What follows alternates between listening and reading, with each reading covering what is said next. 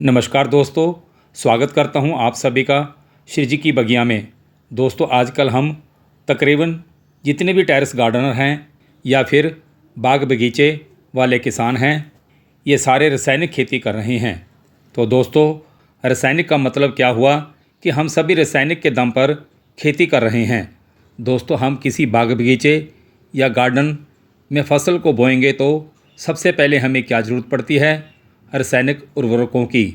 क्योंकि दोस्तों, ये हमारे दिमाग में बिठा दिया गया है कि हम बिना रासायनिक उर्वरकों के खेती कर ही नहीं सकते, और ये सत्य भी है।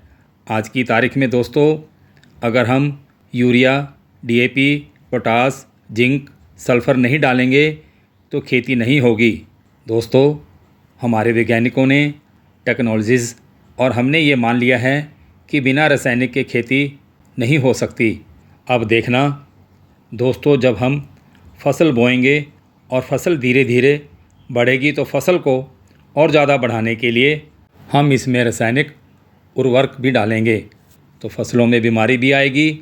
और फिर हम क्या करेंगे दोस्तों? फफूंदनाशक का प्रयोग करेंगे, क्योंकि हमारे दिमाग में ये बैठ चुका है कि अगर बीमारी आएगी तो फफूंदनाशक से ही जाएगी, नहीं तो पूरी खेती बर्बाद हो जाएगी। अब दोस्तों, अगर हमारी फसल में कोई कीट आएगा तो हम इसमें क्या डालेंगे? कीटनाशक डालेंगे, क्योंकि हमें तो यही बताया गया है। और जब इन फसलों में खरपतवार होंगे तो हम खरपतवार को ख़त्म करने के लिए खरपतवार रासायनिक भी डालेंगे। हमारे वैज्ञानिकों और टेक्नोलॉजीज़ ने हमें यही बताया है कि अगर फसल बोओगे तो इसमें पानी भी लगाना पड़ेगा। दोस्तों, अब हमने मान लिया कि खेती को करने के लिए इसमें रासायनिक उर्वरक भी डालने पड़ेंगे, रासायनिक कीटनाशक भी डालने पड़ेंगे और रासायनिक खरपतवार भी डालने पड़ेंगे। ये हमने मान लिया है। लेकिन इस रासायनिक खेती के दुष्परिणाम ये हुए कि हमारा भूजल गिर गया और नई नई बीमारियों को हमने पैदा भी कर लिया। क्योंकि दोस्तों, रासायनिक खेती को करने वक्त हमने ये नहीं सोचा था कि इसके इतने भयंकर दुष्परिणाम होंगे। मित्रों, इसी के बीच में एक शब्द आया, प्राकृतिक खेती। दोस्तों, एक्चुअल इसका नाम क्या है? इसका नाम है कार्बन खेती और संजीव खेती। दोस्तों, ये जो हमारे बाग बगीचे हैं, इसमें दो चीज़ों की ज़रूरत पड़ती है, एक कार्बन की और दूसरी जीवाणुओं की। संजीव का मतलब है जीवत, सजीवता। सजीवता कैसे आएगी ज़मीन में? जब ज़मीन में केंचुआ, दीमक और बहुत सारे सूक्ष्म जीव होंगे। तो दोस्तों, इसका मतलब क्या हुआ कि हमारी ज़मीन जिंदा है। दोस्तों, अब ज़मीन जिंदा है जीवों की वजह से, तो क्योंकि जीवों को जिंदा रहने के लिए भी कोई भोजन होगा, और दोस्तों वो भोजन है कार्बनिक पदार्थ। दोस्तों, इस खेती की अब थोड़ी सी बात भी समझ आ गई है। तो सीधी सी बात है कि इस ज़मीन में हम कार्बनिक पदार्थ कितना ज़्यादा डालें जिससे इसमें हुमस बने। अब कार्बनिक पदार्थ क्या हैं? जैसे पशुओं का मलमूत्र, फसलों के अवशेष, ये क्या हैं? ये कार्बनिक पदार्थ हैं। तो दोस्तों, अगर मैं इन खेतों की मिट्टी में अधिक से अधिक कार्बनिक पदार्थ डालूं और इस कार्बनिक पदार्थ को ये जीवाणु खाएं और खाने के बाद क्या बना? जीवांश कार्बन बने। तो ये जो जीवांश हैं, यही पशुओं का भोजन है। और हम सब भी ये जो वनस्पतियां खाते हैं, जैसे फल खाए, पत्ते खाए, दालें खाएं इत्यादि, तो पूरे संसार के जीव वनस्पतियां ही खाते हैं। और जब कोई जीवांश मरता है तो उसके मरने के बाद जब डिकम्पोस्ट होता है और मिट्टी में मिलता है तो उसको बोलते हैं जीवांश, जो जीव का अंश है, जीवांश। और जीवांश को वनस्पतियां खाएंगी। सीधी सी बात है, हमने वनस्पतियों को खाया और वनस्पतियों ने हमें खाया। तो दोस्तों, आज का विषय है कार्बनिक खेती, संजीव खेती। दोस्तों, आज मैं आपसे इसी विषय के ऊपर बात करूंगा।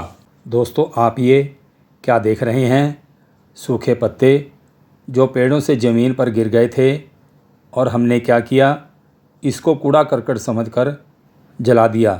तो जलाने के बाद जो राख बनी, इसे साइंस की भाषा में क्या बोलते हैं, कार्बन। ये कार्बन जिस पत्तों से बना है उसी पत्तों में जीवाणु थे। दोस्तों, अगर ये पत्ते ज़मीन में पड़े भीग जाते बारिश से तो इस पे आकर जीव भी बैठते और जीव आकर उसमें अपना भोजन भी बनाते। तो दोस्तों, अब वो क्या बनता, जीवांश। तो खेती में कार्बन की ज़रूरत नहीं है दोस्तों, जीवांश की ज़रूरत है। जैसे बहुत सारे लोग बोलते हैं कि पत्तों को जलाओ और इसको खेतों में डालो, तो ये दोस्तों गलत है। दोस्तों, ये अप्राकृतिक तरीका हुआ, प्राकृतिक नहीं है। और यही नेचुरल तरीके से, प्राकृतिक तरीके से अगर जीवाणु इसको सड़ाते गलाते हैं और जो इसमें से चीज़ बनती है, क्या बनती है, जीवाणु, जिसे हम ह्यूमस भी कहते हैं। दोस्तों, यहाँ तक की वीडियो देखकर आपको अब समझ आ ही गया होगा कि प्राकृतिक मिट्टी को रिच बनाने का नेचुरल तरीका क्या है। जो गार्डनर हैं और ग्रो बैग में जैविक खेती करते हैं या फिर बाग बगीचे वाले किसान हों, दोस्तों प्रोसेस सभी के लिए एक ही है। तो दोस्तों, अब आपको खेती में क्या करना है, खेती बिल्कुल सरल है। यहाँ से दोस्तों वीडियो अब बहुत ही ख़ास होने वाली है। आप इसे बड़े ध्यान से देखना और सुनना, क्योंकि इसका ज्ञान बहुत ही गहरा है जैविक खेती के लिए।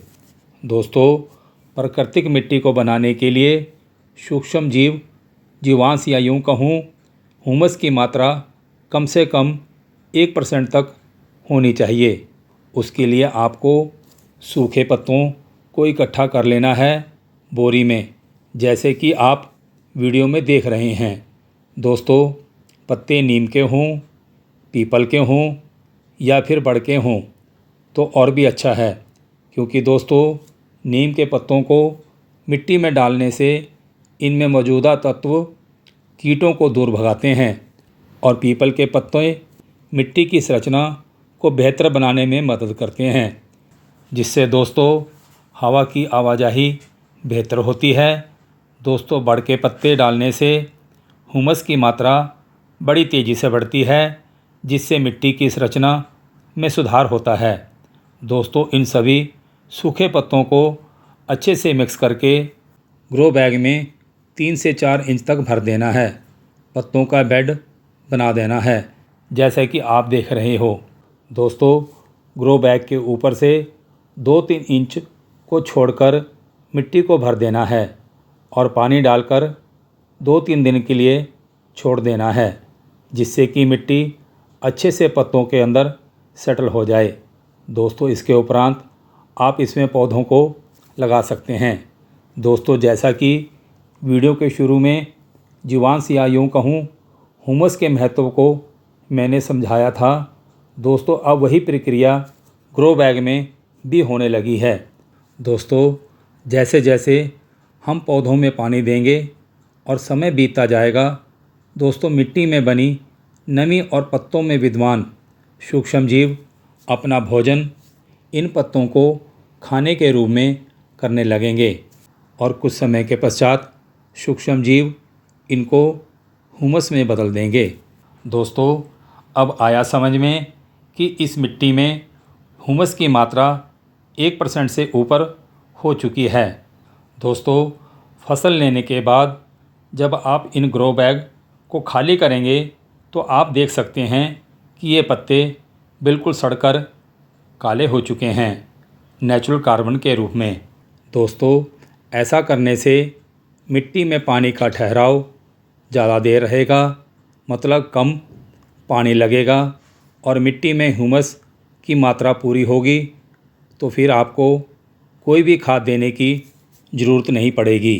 दोस्तों, ह्यूमस में मित्र जीव मिट्टी के शत्रु जीवों को जब नष्ट करते हैं तो फिर पौधों को कोई भी कीट नहीं लगते हैं। दोस्तों, इस प्रोसेस से फसलों को यूरिया या DAP की ज़रूरत ख़त्म हो जाएगी और पौधों को किसी भी प्रकार के कीटनाशक स्प्रे भी नहीं करने पड़ेंगे, क्योंकि मिट्टी से पौधों को ताकत इतनी ज़्यादा मिलती है जिससे पौधों पर कीटों का कोई असर नहीं होता। दोस्तों, ये प्राकृतिक की नेचुरल ताकत है जिसे आज से 50-60 साल पहले रासायनिक तरीकों को अपनाकर खो दिया था। तो दोस्तों, जैविक खेती को जिंदा तरीकों से करके धरती माँ को खुश रखिए। अगर धरती माँ खुश रहेगी तो फिर इस दुनिया में रहने वाला हर जीव जंतु माँ की कोख से मिली वनस्पति को खाकर खुश रहेगा। दोस्तों, इसी के साथ मैं अब अपने शब्दों को यहीं विश्राम देता हूँ और उम्मीद करता हूँ कि आप इस वीडियो को अपने दोस्तों और अपने रिश्तेदारों को ज़रूर भेजें, जिससे कि वे भी जैविक खेती का लाभ उठा सकें।